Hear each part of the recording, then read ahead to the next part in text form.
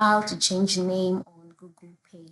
Hello everyone, welcome to my another tutorial. In this video, I'll show you how you can change your name on Google Pay.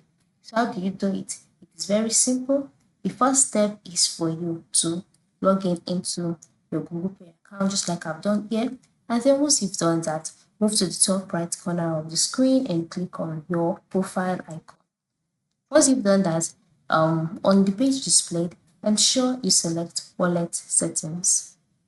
So on the wallet settings page, you can see payments profile, right?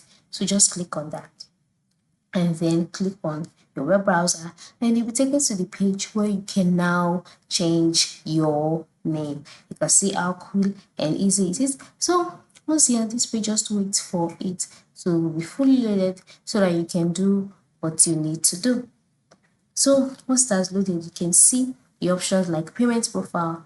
You can see the profile ID, all right, which you can change here.